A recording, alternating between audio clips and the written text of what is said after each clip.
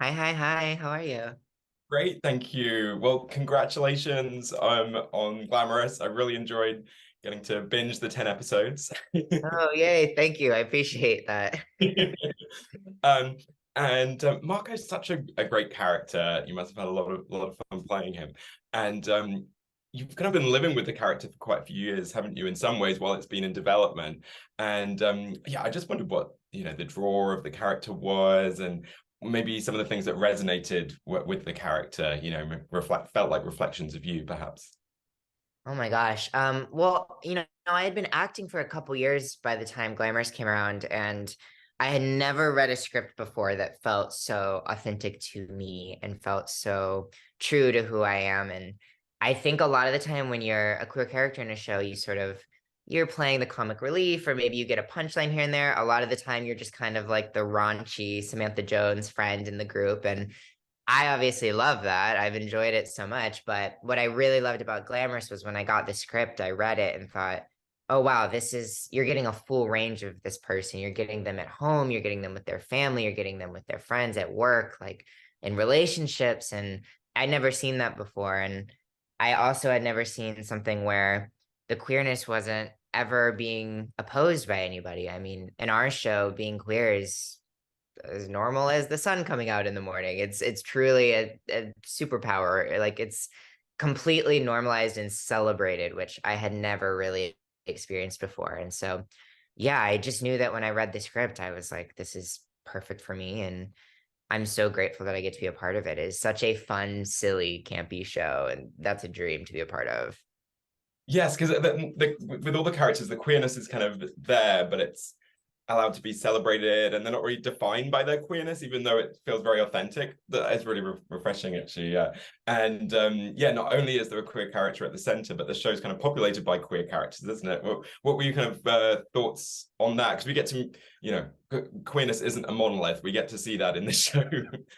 Oh, I love it. I mean, what it did for us as actors is it gave us the ability to sort of breathe and like wiggle in our own characters because we didn't have to take on the responsibility of saying, I'm the only queer person in the show. I have to now be the representative for everybody in the community. It was more of, okay, I'm me and you guys are you, and we all get to just take care of ourselves and our community. And that was super special to me because I was such a fan of everyone else's storyline so much, and getting to see how important it was for everybody else to get to carry that torch for themselves made me feel more validated in getting to carry it for myself. And I definitely know that there are storylines in this show that are so unique to us, and they're so based in reality of the queer experience. And so it's really great to see it. And, I also feel like in real life, I live in such a homonormative.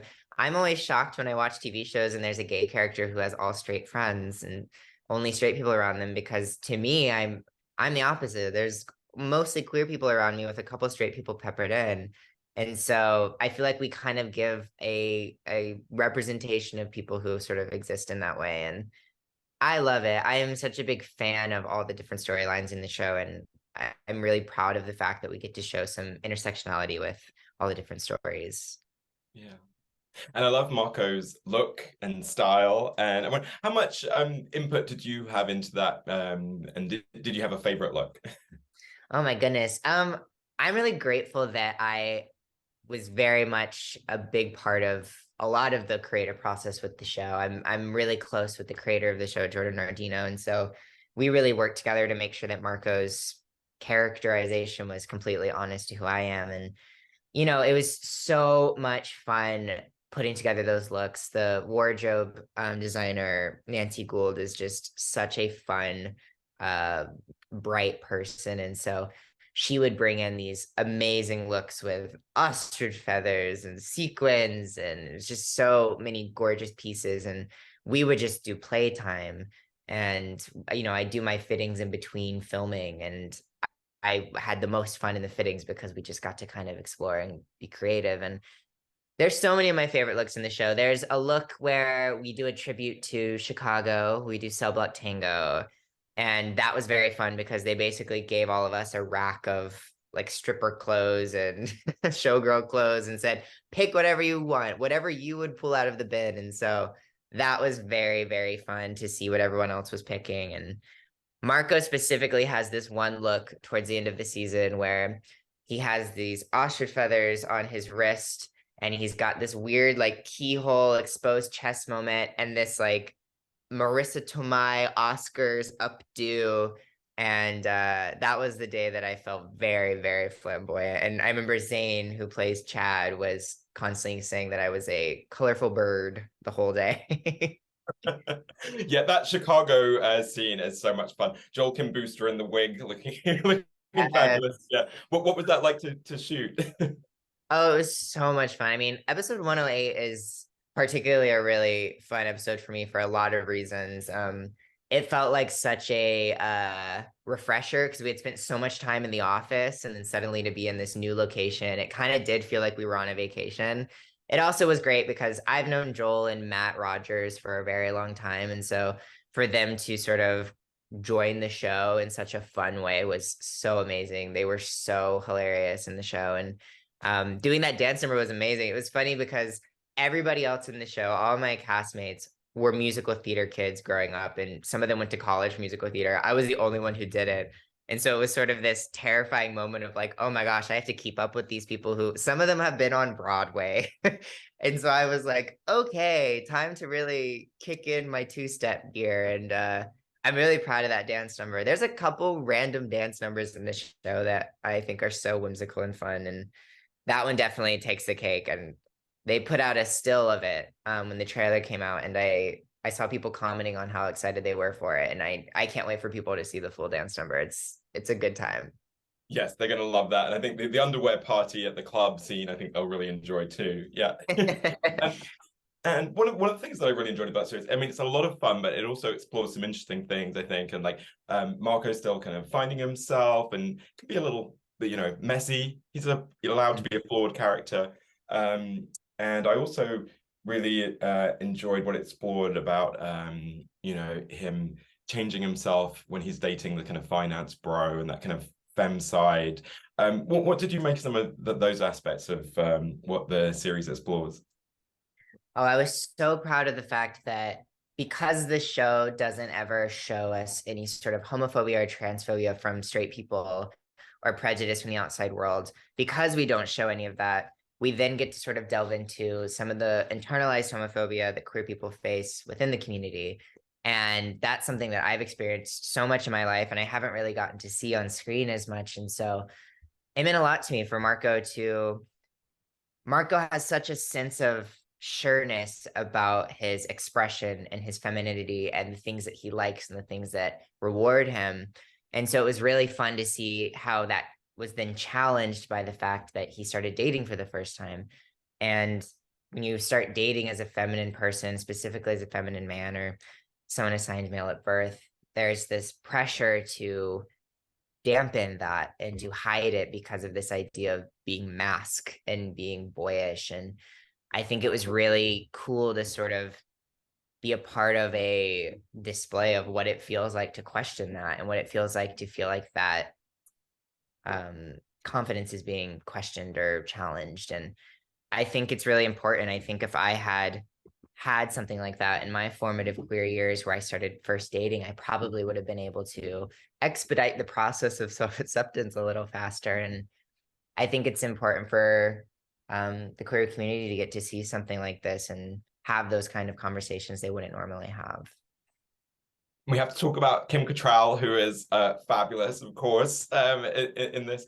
Yeah, what was it like, sort of, I guess, like first getting to work with her and getting to sort of show us that relationship as it builds across the season?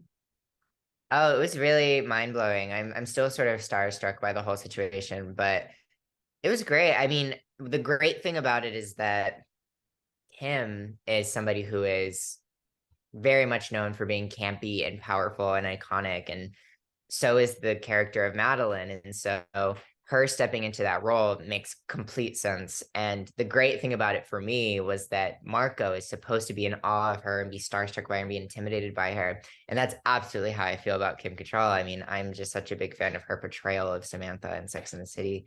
And so it was very natural for us in our scenes together because she is somebody who is very powerful and intimidating, and I am somebody who is completely in awe of everything that she's done. So it was really cool to sort of live in that experience. And when I've watched the show now, it's really mind-blowing. And I still can't believe that there's scenes of me and Kim Cattrall talking to each other. And it's cool. I mean, we've always really, I've always really adored movies like Devil Wears Prada and shows like Ugly Betty and these sort of ideas of like a boss employee relationship. And I feel like something like Glamorous is sort of a fresh take on all of that. And I'm really, really proud of it and excited about it. And I think fans of Sex and the City are going to be obsessed with her portrayal of Madolyn because she is exactly that campy, powerful character we love.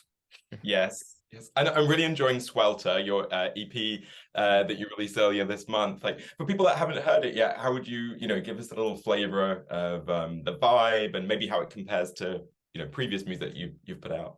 Yeah, well, I always say with Swelter, before Swelter, I had only released music about kissing boys and partying and hooking up. And I always say Swelter is sort of what happens after the party, after you've had your heart broken, after you've kissed too many boys, and you're sort of dealing with the aftermath. I'm really proud of that EP. It's the first EP that I've put out, 6 songs about queer heartbreak, sort of the anger and betrayal and pain and sadness you can feel. And I'm really proud of it. I produced all 6 songs over the last 2 years, and I shot an amazing music video for the song Breakaway with Tyler Cunningham, amazing director. And I just wanted to give people sort of this project where they can press play on their phone or whatever their listening device is and just sort of feel this sense of cathartic release from heartbreak. And I'm so proud of it. It felt like the first time I let my audience hear me and hear me be vulnerable and get to know a little bit about what's going on in my real personal life. And it's only made me want to put out more music and sort of keep that momentum going. And I think the most validating thing is when I see people put the songs on their Instagram stories with like, oh, I needed this, or like, oh my God, this is exactly how I feel about this. Because it feels like, right, if I went through that, I mean, someone else had to go through that, which means we have a shared experience now and we have a song that talks about it. So I've got a couple of last final questions for you.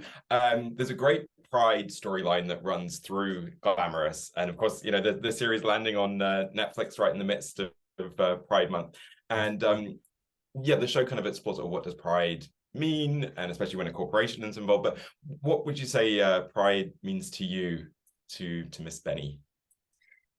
Well, pride always means a lot of things. I feel like every year I have a different sort of focus of what pride means to me. Some years it's about sort of resilience. Sometimes it's about being outward and outspoken. This year for me, it's about celebration. I feel like in the news, particularly right now, it is very hard being a queer person and very scary being a queer trans person or being a gender non-conforming person. And so what I'm really proud of with Glamorous is that it feels like just a celebration of queerness and femininity and flamboyance. And I truly am in an era of my life where I'm trying to celebrate all of the amazing parts of my life, the amazing parts of my identity that I've accepted. And so Pride to me in 2023 means celebration. And I'm really excited that the show feels like it's doing that. I think that queer people right now could really use just a silly laugh and a pat on the back. And I think that we're doing that. Yes. So last question for you, and it's for your favorite piece of LGBTQ plus culture. So it could be a movie, a TV show, a book, a musical, work, music, or a person who identifies as LGBTQ plus. So just someone or something that's had a big impact on you and resonated with you over the years. Oh my gosh. Well, a TV show that had the biggest impact on my life, that was a huge reference point for me with Glamorous. It's funny because the tone of the shows are very different, but that'll make sense later. Is a show called Veneno.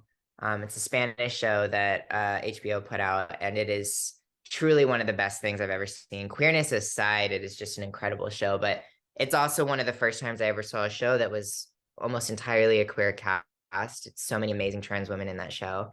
And I had never seen something that felt like it resonated with me so strongly and felt so authentic to my experience. And so I really, really recommend that show to anybody. And when we were making Glamorous, me and the creator of the show, Jordon Nardino, were both very vocal about the fact that all we could aspire to was if we could just capture even 1% of the magic that Veneno captures, then we're good. And so, yeah, highly recommend that show. It is really incredible. It's queer made. There's so many queer people in it, and it is just a really great story.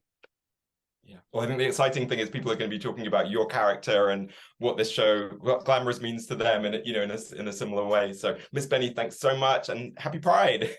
Oh my God, thank you so much for doing this, and happy Pride to you.